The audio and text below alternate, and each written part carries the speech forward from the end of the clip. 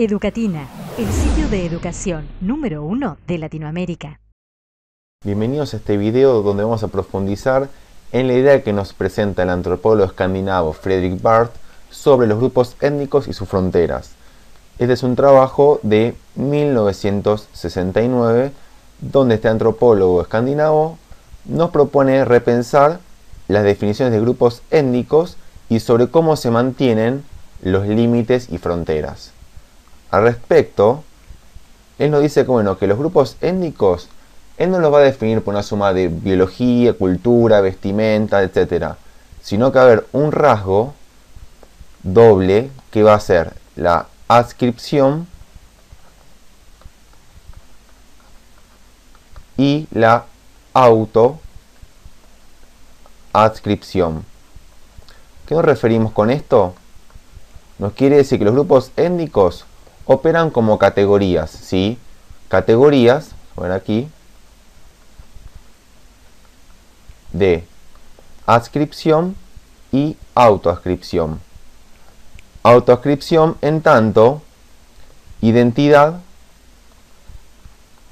al interior del grupo, ¿sí? Dentro del grupo étnico.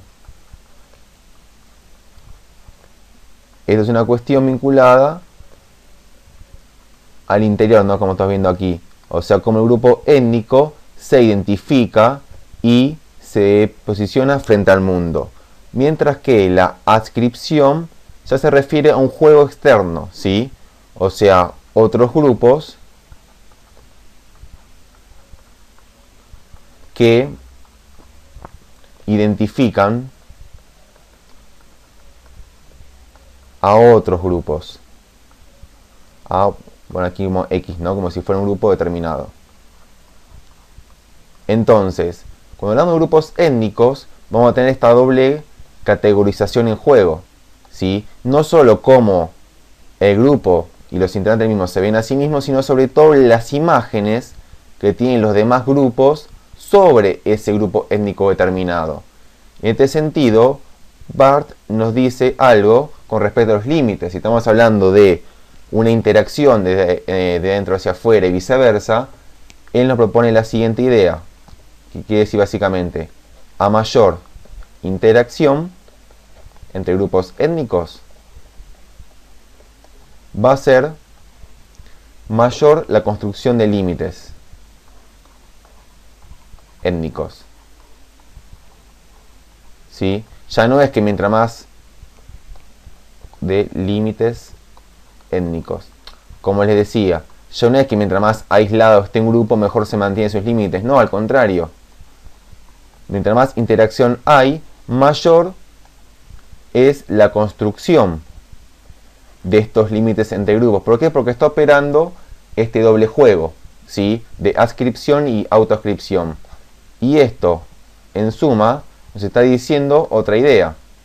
¿Cuál es? ¿Cuál es? Vamos a pensarlo. Que los límites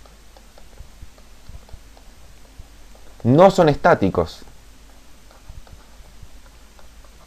¿sí? Cuando hablamos de que no son estáticos, estamos refiriendo a que constantemente fluyen personas. Todo el tiempo fluyen personas de uno a otro lado del límite. Fluyen personas. Y esto es una idea central para romper con la idea más clásica de antropología del aislamiento de las tribus y el aislamiento de los grupos, ¿sí? Acá Barth dice, no, al contrario. Tenemos, o por lo menos los grupos interaccionan, y en esa interacción se genera la construcción de los límites étnicos. Y es a partir de ahí que se entiende esta doble categorización que mencionaba antes, ¿no? De la adscripción y autoadscripción como categorías que son cruciales para definir el grupo étnico y sus fronteras.